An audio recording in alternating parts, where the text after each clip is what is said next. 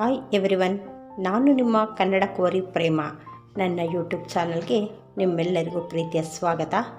ಇವತ್ತು ನಾನು ಸಂಜೆಗೆ ಒಂದು ಒಳ್ಳೆ ರೆಸಿಪಿ ಹೇಳ್ಕೊಡ್ತಾ ಇದ್ದೀನಿ, ಸ್ನ್ಯಾಕ್ಸ್ ರೆಸಿಪಿ. ಈ ಒಂದು ಸ್ನ್ಯಾಕ್ಸ್ ಮಾಡೋದಕ್ಕೆ ಏನೇನು ಬೇಕು ಅಂತ ನೋಡೋಣ. ಅದು ಯಾವ ಸ್ನ್ಯಾಕ್ಸ್ ಅಂತ ನೋಡೋಣ. ಇವತ್ತಿನ ಸಂಜೆ ಸ್ನ್ಯಾಕ್ಸ್ಗೆ ನಾನು ಮೊಸರು ಕೋಡುಬಳೆ, ಮೊಸರನ್ನು ಉಪಯೋಗಿಸಿ ಯಾವ ರೀತಿ ಕೋಡುಬಳೆ ಮಾಡೋದು ಅಂತ ಹೇಳ್ಕೊಡ್ತೀನಿ. ಈ ಮೊಸರು ಕೋಡುಬಳೆ ಮಾಡೋದಕ್ಕೆ ಹೆಚ್ಚಿನ ಸಾಮಗ್ರಿಗಳೇನು ಬೇಡ, ಕಡಿಮೆ ಸಾಮಗ್ರಿಗಳನ್ನ ಉಪಯೋಗಿಸ್ಕೊಂಡು ತುಂಬ ರುಚಿಯಾದಂತಹ ಕೋಡುಬಳೆಯನ್ನು ಮಾಡೋಣ. ಇದಕ್ಕೆ ಏನೇನು ಬೇಕಪ್ಪ ಅಂದರೆ ಸ್ವಲ್ಪ ಕರಿಬೇವಿನ ಸೊಪ್ಪು, 2 ಮೆಣಸಿನ್ಕಾಯಿ, ಅರ್ಧ ಟೀ ಸ್ಪೂನಷ್ಟು ಜೀರಿಗೆ, ಜೊತೆಗೆ 1 ಗ್ಲಾಸ್ನಷ್ಟು ಅಕ್ಕಿ ಹಿಟ್ಟು, 1 ಗ್ಲಾಸ್ ಮೊಸರು, ಸ್ವಲ್ಪ ರುಚಿಗೆ ತಕ್ಕಷ್ಟು ಉಪ್ಪು, ಇಂಗು. ಈಗ ನಾವು ತಗೊಳ್ಳೋ ಪ್ರಮಾಣ ಹೇಗಿದೆಯಪ್ಪ ಅಂದರೆ ಮೊಸರನ್ನು ಎಷ್ಟು ತೊಗೋತೀವೋ ಅಕ್ಕಿ ಹಿಟ್ಟನ್ನು ಅಷ್ಟೇ ತೊಗೋಬೇಕು.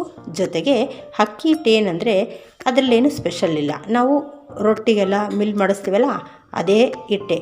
ಈಗ ಇಷ್ಟು ಸಾಮಗ್ರಿಗಳನ್ನ ಉಪಯೋಗಿಸ್ಕೊಂಡು ಯಾವ ರೀತಿಯಾಗಿ ಈ ಹಿಟ್ಟನ್ನು ಮಾಡ್ಕೊಳ್ಬೇಕು ಅಂತ ನೋಡೋಣ ಬನ್ನಿ.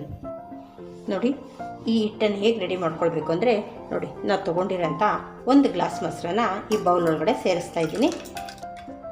ಸೇರಿಸಿದ ಮೇಲೆ ಇದಕ್ಕೆ ಹೆಚ್ಚೇನು ನೀರು ಹಾಕಬೇಡಿ. ಈ ಗ್ಲಾಸಲ್ಲಿ ಅಂಟಿರೋ ಮೊಸರು ಬರೋಷ್ಟು, ಈ ಗ್ಲಾಸ್ ಕ್ಲೀನ್ ಮಾಡ್ಕೊಳ್ಳೋಷ್ಟು ಮೊಸರು ಆದರೆ ಸಾಕಾಗುತ್ತೆ. ನೀರು ಹಾಕ್ಕೊಂಡು ಮೊಸರೆಲ್ಲ ಅದ್ರಲ್ಲಿ ಸೇರಿಸಿದ್ದೀನಿ. ಮೊಸರು ಸೇರಿಸಿದಾದ್ಮೇಲೆ ನಾವು ತೊಗೊಂಡಿರೋಂಥ ಈ 3 ಇಂಗ್ರೀಡಿಯೆಂಟ್ಸ್ನ ಸೇರಿಸ್ಕೊಳ್ಳೋಣ. ನೋಡಿ, ಕರಿಬೇವು, ಮೆಣಸಿನ್ಕಾಯಿ, ಜೀರಿಗೆ, ಇಷ್ಟನ್ನು ನಾವು ಈ ಮೊಸರು ಒಳಗಡೆಗೆ ಈ ಟೈಮಲ್ಲಿ ಹಾಕ್ಕೊಳ್ಳೋಣ. ಹಾಕ್ಕೊಂಡಾದ್ಮೇಲೆ ಇದನ್ನು ಚೆನ್ನಾಗಿ ಹಿಂಗೆ ಬೀಟ್ ಮಾಡಬೇಕು. ಏಕೆಂದರೆ ಮೊಸರು ಸ್ವಲ್ಪ ಗಟ್ಟಿ ಇರುತ್ತಲ್ಲ, ಅದೆಲ್ಲ ಒಂದೇ ಹದವಾಗಿ ಆಗಬೇಕು. ಈ ರೀತಿ ಒಂದು 2-3 ಸಾರಿ ಚೆನ್ನಾಗಿ ತಿರುಗಿಸ್ಕೊಂಡ್ರೆ ನೋಡಿ ಎಲ್ಲ ಇದರಲ್ಲಿ ಮಿಕ್ಸ್ ಆಗುತ್ತೆ. ನಾವು ತೊಗೊಂಡಿರೋಂಥ ಪದಾರ್ಥಗಳು ಮತ್ತು ಮೊಸರೆಲ್ಲ ಸ್ವಲ್ಪ ನೀರು ಥರ ಆಗುತ್ತೆ. ಈ ರೀತಿಯಾಗಿ ಬೀಟ್ ಮಾಡ್ಕೊಳ್ಳೋಣ. ಈ ಮೊಸರು ನಾನು ತುಂಬ ಗಟ್ಟಿ ಮೊಸರು ತೊಗೊಂಡಿದ್ದೀನಿ. ತುಂಬ ಗಟ್ಟಿ ಮೊಸರಿದ್ರೆ ಒಂದು 2-3 ಸ್ಪೂನಷ್ಟು ನೀರು ಹಾಕ್ಕೊಳ್ಳಿ, ಏನೂ ತೊಂದರೆ ಇಲ್ಲ. ಇದಾದಮೇಲೆ ಏನು ಮಾಡಬೇಕಪ್ಪ ಅಂದರೆ ಇದನ್ನು ನಾವು ಸ್ಟವ್ ಹಚ್ಚಿ ಸ್ಟವ್ ಮೇಲೆ ಕೋಡುಬಳೆ ಹಿಟ್ಟನ್ನು ರೆಡಿ ಮಾಡ್ಕೊಳ್ಬೇಕು. ಈಗ ಚೆನ್ನಾಗಾಗಿದೆ. ನೆಕ್ಸ್ಟು ಸ್ಟವ್ ಮೇಲೆ ಹಾಕೋಣ. ನೋಡಿ, ನಾನೀಗ ಸ್ಟವ್ ಹಚ್ಚಿ ಬಾಣಲೆಯನ್ನು ಸ್ಟವ್ ಮೇಲೆ ಇಟ್ಟಿದ್ದೀನಿ. ಈಗ ಇದು ಮಿಕ್ಸ್ ಮಾಡ್ಕೊಂಡಿರೋಂಥ ಮೊಸರನ್ನು ನಾವು ಸ್ಟವ್ ಮೇಲೆ ಸೇರಿಸೋಣ. ಸ್ಟವ್ ಮೇಲೆ ಸೇರಿಸಿದಾದ್ಮೇಲೆ ಇದು ಸ್ವಲ್ಪ ಒಂದು ಕುದಿ ಬರಬೇಕು. ಅಲ್ಲಿನವರೆಗೂ ಈ ಥರ ತಿರುಗಿಸ್ತಾ ಹೋಗೋಣ. ಸ್ಟವ್ ಸ್ವಲ್ಪ ಮೀಡಿಯಮ್ ಫ್ಲೇಮಲ್ಲಿ ಇಟ್ಕೊಳ್ಳಿ. ಫ್ಲೇಮಲ್ಲಿ ಇಟ್ಕೊಂಡು ಇದನ್ನು ತಿರುಗಿಸ್ತಾ ಹೋಗಿ. ಸ್ವಲ್ಪ ಬಿಸಿಯಾಗಿ ಒಂದು ಕುದಿ ಥರ ಬರುತ್ತೆ. ಆ ಟೈಮಲ್ಲಿ ನಾವು ತೊಗೊಂಡಿರೋಂಥ ಅಕ್ಕಿ ಹಿಟ್ಟನ್ನು ಸೇರಿಸ್ಬೇಕಾಗುತ್ತೆ. ನೋಡ್ತಾ ಇದ್ದೀರಲ್ಲ, ಇದು ಚೆನ್ನಾಗಿ ಇನ್ನೂ ಕುದಿಬೇಕು.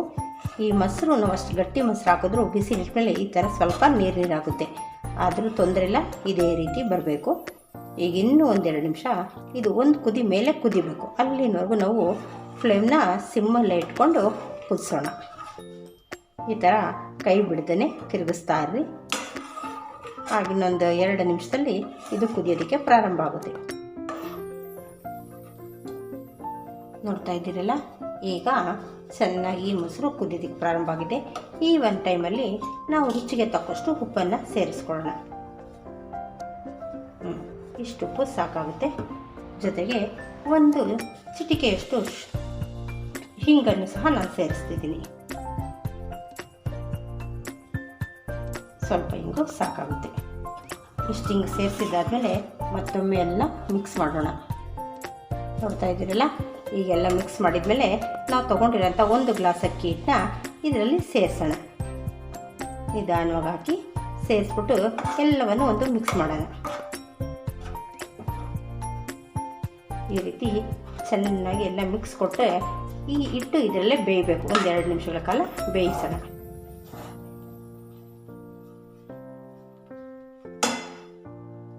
ನೋಡಿ, ಈ ರೀತಿಯಾಗಿ ಚೆನ್ನಾಗಿ ಮಿಕ್ಸ್ ಕೊಟ್ಬಿಟ್ಟು ಇದ್ರ ಮೇಲೆ ಒಂದು ಪ್ಲೇಟ್ನ ಮುಚ್ಚಿದ್ರೆ 1-2 ನಿಮಿಷ ಚೆನ್ನಾಗಿದು ಬೇಯ್ಕೊಳ್ಳುತ್ತೆ.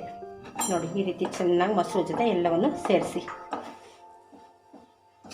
ಈ ಥರ ಒಂದು ಮಿಕ್ಸ್ ಕೊಟ್ಟಾದಮೇಲೆ ಇದ್ರ ಬೌಲ್ನ ಇದ್ರ ಮೇಲೆ ಒಂದು ಪ್ಲೇಟ್ ಮುಚ್ಚಿ 2-3 ನಿಮಿಷ ಆ ಬೆನ್ನಲ್ಲಿ ಚೆನ್ನಾಗಿ ಬೇಯಲಿ. ಇದು ನೋಡಿ ಈಗ 2 ನಿಮಿಷ ಆಗಿದೆ. ಎಲ್ಲ ಚೆನ್ನಾಗಿ ಹಿಟ್ಟು ಬೆಂದಿದೆ ನೋಡಿರಿ, ತನ್ನ ಕಲರು ಚೇಂಜ್ ಆಗಿದೆ. ಈ ಒಂದು ಟೈಮಲ್ಲಿ ನಾವು ಫ್ಲೇಮ್ನ ಆಫ್ ಮಾಡ್ಕೊಂಡು ಬಿಡೋಣ.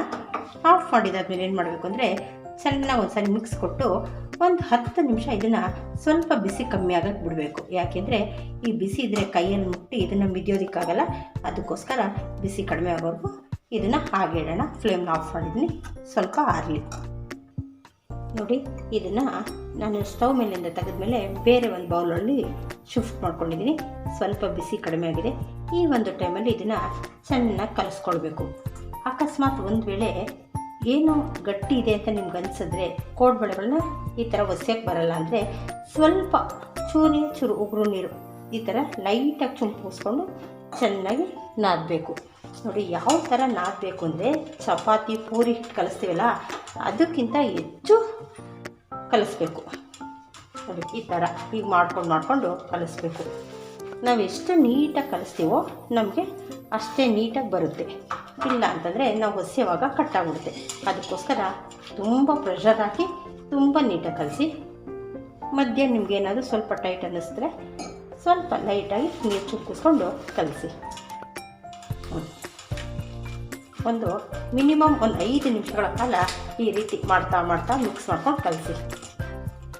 ನೋಡಿ ಹಿಟ್ಟನ್ನು ಚೆನ್ನಾಗಿ ಮಿದ್ಕೊಂಡಿದ್ದೀನಿ. ಈಗ ಕರೆಕ್ಟ್ ಹದವಾಗಿ ಬಂದಿದೆ. ಈಗ ನಾನು ಇದನ್ನು 2 ಭಾಗಗಳಾಗಿ ಮಾಡ್ಕೊತೀನಿ. ಏಕೆಂದರೆ ಹಿಟ್ಟು ಆರೋಗುತ್ತೆ. ಸ್ವಲ್ಪ ತೊಗೊಂಡು ಇನ್ನು ಉಳಿದಿರೋ ಹಿಟ್ಟನ್ನು ಹಾಗೆ ಮುಚ್ಚಿಟ್ಟಿದ್ರೆ ಬಿಸಿ ಇದ್ದಾಗಲೇ ನಾವು ಕೋಡ್ಬಳೆ ಮಾಡ್ಕೊಳ್ಳೋಕ್ಕೆ ಈಸಿ ಆಗುತ್ತೆ. ಈಗ ತೊಗೊಂಡಿರೋ ಹಿಟ್ಟನ್ನು ಇನ್ನೊಮ್ಮೆ ನಾದ್ಕೊಂಡು ನಮ್ಗೆ ಎಷ್ಟು ಸೈಜಲ್ಲಿ ಬೇಕೋ ಆ ಸೈಜಲ್ಲಿ ಕೋಡ್ಬಳೆಗಳನ್ನು ಮಾಡೋಣ. ನೋಡಿ ಈ ರೀತಿಯಾಗಿ ಮಾಡಿಕೊಂಡು ನಿಮಗೆ ಯಾವ ಸೈಜಲ್ಲಿ ಬೇಕೋ ಆ ಸೈಜಲ್ಲಿ ಫೋಲ್ಡ್ ಮಾಡ್ಕೊಳ್ಳಿ. ಈಸಿಯಾಗಿ ಬರುತ್ತೆ. ನೋಡ್ತಾ ಇದ್ದೀರಲ್ಲ ಈ ರೀತಿ. ಮತ್ತೊಂದನ್ನು ಅಷ್ಟೇ ಇದೇ ರೀತಿ ಮಾಡಿಕೊಂಡು ನಿಮಗೆ ಎಷ್ಟೆಷ್ಟು ಬೇಕೋ ಅಷ್ಟು ಫೋಲ್ಡ್ ಮಾಡಿ ಒಂದು ಸಾರಿಗೆ ಆಗೋಷ್ಟು ನಾವು ರೆಡಿ ಮಾಡಿ ಇಟ್ಕೊಳ್ಳೋಣ.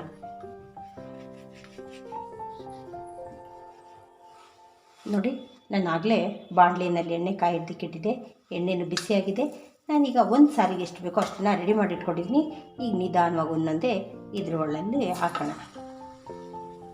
ಹಾಕಬೇಕಾದ್ರೆ ತುಂಬ ನಿಧಾನವಾಗಿ ಹಾಕಿ, ಜೊತೆಗೆ ಫುಲ್ ಇದು ತುಂಬ ಫ್ಲೇಮ್ ಸಿಮ್ಮಲ್ಲಿ ಇಟ್ಕೊಂಡು ಮಾಡಬೇಕು. ಏಕೆಂದರೆ ಈ ಕೋಡ್ಬಳೆ ಏನಂದರೆ ಮೇಲೆ ಮಾತ್ರ ಕ್ರಿಸ್ಪಿ ಬರಬೇಕು, ಒಳಗಡೆ ಮೃದುವಾಗೇ ಇರುತ್ತೆ. ಅದಕ್ಕೋಸ್ಕರ ನೀವು ಫ್ಲೇಮ್ನ ಜಾಸ್ತಿ ಮಾಡಬೇಡಿ, ಅದು ಸಿಮ್ಮಲ್ಲೇ ಬೇಯಲಿ. ಇದು ಬೇಯೋಷ್ಟರಲ್ಲಿ ಹಾಕಿದ ತಕ್ಷಣ ತಿರುವಾಕ್ಬೇಡಿ, ಸ್ವಲ್ಪ ಬೆಂದಮೇಲೆ ತಿರುವಾಕಬೇಕು, ಇಲ್ಲಾಂದರೆ ಕಟ್ಟಾಗೋ ಚಾನ್ಸಸ್ ಇರುತ್ತೆ. ಈಗಿದು ಬೇಯೋಷ್ಟರಲ್ಲಿ ಮತ್ತೊಂದು ಬೇಕಾಗೋಷ್ಟು ನಾನು ರೆಡಿ ಮಾಡಿಟ್ಕೋತೀನಿ. ನೋಡಿ ನಾನು ಹಾಕಿ ಒಂದು 2 ನಿಮಿಷ ನಾನು ಬೇಯೋದಕ್ಕೆ ಬಿಟ್ಟಿದ್ದೆ, ಕೈ ಆಡಿಸಿಲ್ಲ. ಈಗ ನಾವು ಅದನ್ನು ತಿರುಗಿಸೋಣ. ಇದು ಗಾಣದ ಎಣ್ಣೆ ಆಗಿರೋದ್ರಿಂದ ಉಪ್ಪು ಬರುತ್ತೆ, ಹಾಗಾಗಿ ನಮ್ಮ ಮನೇಲಿ ಗಾಣದ ಎಣ್ಣೆ ಉಪಯೋಗಿಸ್ತೀವಿ. ಈಗ ಸ್ವಲ್ಪ ಇದು ಬೆಂದಮೇಲೆ ನಮಗೆ ಉಪ್ಪೆಲ್ಲ ಕ್ಲಿಯರ್ ಆಗುತ್ತೆ, ಆವಾಗ ನಮಗೆ ಗೊತ್ತಾಗುತ್ತೆ ಬೆಂದಿದೆಯಾ ಅಂತ. ಇದಿನ್ನು ಬೇಯಬೇಕು, ಬೇಯ್ತಾ ಇರಲಿ. ಈಗ ಸ್ವಲ್ಪ ಇಷ್ಟ ಆದಮೇಲೆ ಬೇಕಾದರೆ ನೀವು ಫ್ಲೇಮ್ನ ಚೂರು ದೊಡ್ಡದು ಮಾಡ್ಕೊಳ್ಬೋದು. ನೋಡಿ ಇದು ಕರೆಕ್ಟಾಗಿ ಬೆಂದಿದೆ. ಇದು ಬೇರೆ ಕೋಡ್ಬಳೆ ಥರ ಫುಲ್ ಕೆಂಪಾಗೋವರೆಗೂ ಬೇಯಿಸೋಂಗಿಲ್ಲ.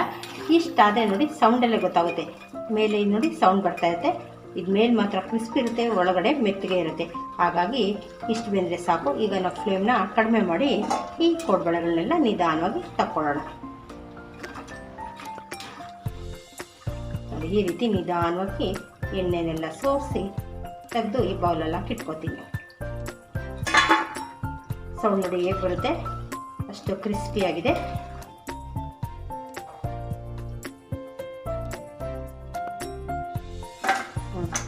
ನೋಡಿ ಈ ಥರ ಸೌಂಡ್ ಬರಬೇಕು. ಈಗ ನಾನು ಮತ್ತೊಂದು ಸಾರಿಗೆ ಎಷ್ಟು ಬೇಕೋ ಅಷ್ಟನ್ನು ರೆಡಿ ಮಾಡಿ ಇಟ್ಕೊಂಡಿದ್ದೀನಿ. ಈಗ ಇದನ್ನು ಅದೇ ರೀತಿ ನಿಧಾನವಾಗಿ ಬಾಣಲಿಯಲ್ಲಿ ಹಾಕೋಣ. ನೋಡ್ತಾ ಇದ್ದೀರಲ್ಲ, ಹಿಂಗೆ ಒಂದು ಪಕ್ಕದಲ್ಲೊಂದು ಹಾಕ್ತಾ ಬನ್ನಿ. ಫ್ಲೇಮ್ ಮಾತ್ರ ನೀವು ಕಡಿಮೆನೇ ಇರಬೇಕು. 2 ನಿಮಿಷ ಕೈ ಆಡಿಸೋದು ಬೇಡ, ಹೀಗೆ ಬೇಯ್ತಾ ಇರಲಿ. ಆಮೇಲಿಂದ ನೋಡೋಣ. ನೋಡಿ 2 ನಿಮಿಷಗಳ ಕಾಲ ನಾವು ಟಚ್ ಮಾಡಲೇಬಾರ್ದು. ಆಮೇಲೆ ಇದು ಒಂದು ಅರ್ಧ ಬೆಂದಮೇಲೆ ನಾವು ಮುಟ್ಟಿದ್ರೆ ಏನೂ ಮುರಿದೋಗಲ್ಲ. ಆ ಟೈಮಲ್ಲಿ ನಾವು ಏನು ಮಾಡಬೇಕು ಅಂದರೆ ನಿಧಾನವಾಗಿ ಎಲ್ಲ ಒಂದು ರೌಂಡು ತಿರುಗಿಸ್ಬೇಕು. ಇನ್ನೊಂದು ಸೈಡಲ್ಲಿ ಬೇಯುತ್ತೆ. ಆಗ ಇದು ನೊರೆ ಇರೋದ್ರಿಂದ ಸ್ವಲ್ಪ ಕಷ್ಟ ನಿಮಗೆ ಕಾಣಿಸಲ್ಲ, ಆದರೂ ನೋಡಿರಿ ಬೆಂದಿರುತ್ತೆ. ಕೈಯಲ್ಲಿ ತೆಗೆದುಬಿಟ್ಟು ನೋಡಿ, ಆಗ ಇನ್ನೊಂದು ಸೈಡ್ ತಿರುವಾಕೋಣ. ಈ ಸೈಡಲ್ಲೂ 1-2 ನಿಮಿಷ ಬೇಯಲಿ. ನೋಡ್ತಾ ಇದ್ದೀರಲ್ಲ, ಈಗ ಇದು ಸಹ ಬೆಂದಿದೆ. ಇದನ್ನು ನೀಟಾಗಿ ನಿಧಾನವಾಗಿ ಎಣ್ಣೆಯನ್ನೆಲ್ಲ ಸೋಸಿ ತಗೊಳ್ಳೋಣ. ಈ ರೀತಿ ನಿಧಾನವಾಗಿ ಎತ್ಕೊಳ್ಳಿ. ನೋಡ್ತಾ ಇದ್ದೀರಲ್ಲ, ರುಚಿಕರವಾದಂತಹ ಮೊಸರು ಕೋಡುಬಳೆ ಸವಿಯಲು ಸಿದ್ಧವಾಗಿದೆ.